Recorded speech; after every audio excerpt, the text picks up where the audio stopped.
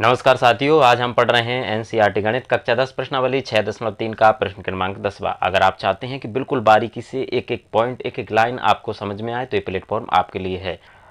शर्त इतनी है कि आपको सवाल पूरा समझना है। अगर आपने पूरा समझा तो इस बात की मैं गारंटी देता हूं कि इन सवालों को आप आसानी से कर पाओगे। तो आइए इस सवाल को हम करते हैं। ये 6.3 का 11वां सवाल है कि आकृति में ये वाली आकृति है, इसमें ए बी बराबर ए सी दिया गया है। हमको क्या है, ए बी, ये वाली भुजा ए बी, इस ए सी आपस में क्या दी गई, हमको बराबर दी गई हैं।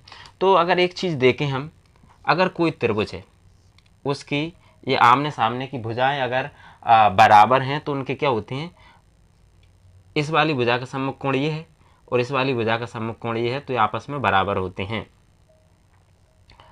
एक समद्विबाहु त्रिभुज एबीसी, ये समद्विबाहु यानी समान दो भुजाओं वाला त्रिभुज एबीसी दिया गया है कि बढ़ाई गई, ये बढ़ाई गई है यहाँ से बी से लेकर के ई तक। भुजा सीबी, इस सीबी को क्या है, थोड़ा ई तक बढ़ा दिया है। यदि एडी लंब है बीसी पर, यानी ये वाला एडी किस पर लंब है, बीसी पर। लंब का मतलब होता है 90 डिग्री का कोण बनाते हुए, तो ये 90 डिग्री का कोण बन रहा है यहाँ पर। और ई एफ लंब है, ये वाली ई एफ लंब किस पर है, एसी पर, इस वाली भुजा पर ये लंब है, यानी यहाँ 90 डिग्री का कोण बन रहा है। तो सिद्ध कीजिए कि ए बी डी, यानी ए बी डी, ये वाला ए बी डी ये वाला, ये ए बी डी समरूप त्रिभुज ई सी एफ, यानी ई सी एफ ये वाला, ये दोनों हमको क्या है, समरूप सिद्ध करना है। तो करते हैं इसको। सबसे पहले जो दिया है उसी को ही लिख लेते हैं। दिया है, क्या दिया है कि ए बी बराबर ए सी, एक तो ये दी गई है और दूसरा हमको ये दिया गया है, अगर हम इसको कोण 1 दे दें, इसको कोण 2 दे दें, तो यहाँ पर लिखेंगे हम कोण 1 बराबर कोण 2। क्यों है, ये है कि त्रिभुज की समान भुजाओं के सम्मुख कोण बराबर होते हैं, तो यहाँ पर लिखेंगे त्रिभुज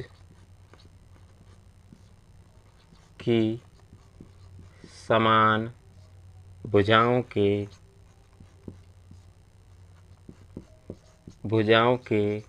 सम्मुख कोण बराबर होते हैं।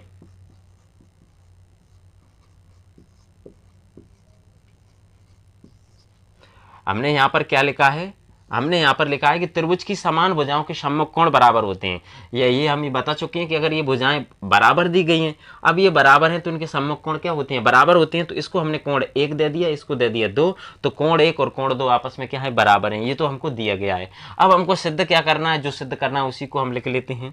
तो त्रिभुज ए बी डी बा त्रिभुज ई सी एफ में, इन्हीं में देखते हैं कि ये समरूप कैसे हैं।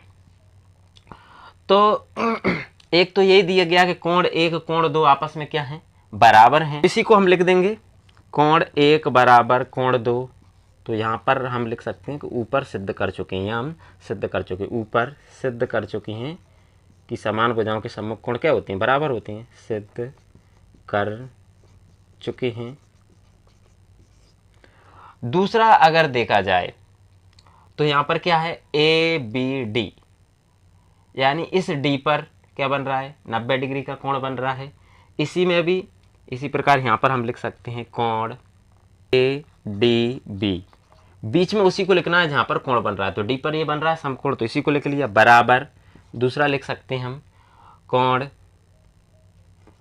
ई एफ सी, ये क्यों है, बराबर हैं, क्योंकि ये 90 डिग्री के कोण दिए गए हैं। अब किसी त्रिभुज में अगर दो कोण बराबर हो जाते हैं तो तीसरा ऑटोमेटिक बराबर हो जाता है। तो ए समरूपता, ए का मतलब है कोण कोण, यानी कोण कोण समरूपता से दो कोण अगर बराबर हो जाती हैं तो ये कसौटी लग जाती है, कोण कोण समरूपता कसौटी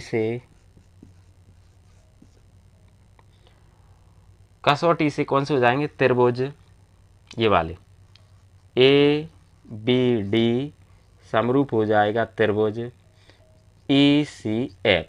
यही हमको क्या है, सिद्ध करना था। तो इस तरह से आसानी से सवाल को आप कर सकते हैं, आप चाहें तो इसका स्क्रीनशॉट ले। तो उम्मीद करते हैं कि ये सवाल आपको समझ में आया होगा। अगर आपको समझ में आए तो इस आइकन पर क्लिक करके चैनल को सब्सक्राइब कीजिए, बेल आइकन का बटन जरूर दबाइए ताकि नेक्स्ट आने वाले सवालों की नोटिफिकेशन सबसे पहले आप तक पहुंचे। और अगर वीडियो पसंद आया तो उसको लाइक शेयर कमेंट जरूर कीजिए। धन्यवाद। लास्ट में एक लाइन, कठिनाइयों के बावजूद ईमानदार रहना, धन के बावजूद सरल रहना, अधिकार के बावजूद विनम्र रहना, क्रोध के बावजूद शांत रहना, यही असली जीवन प्रबंधन है। बहुत बहुत धन्यवाद।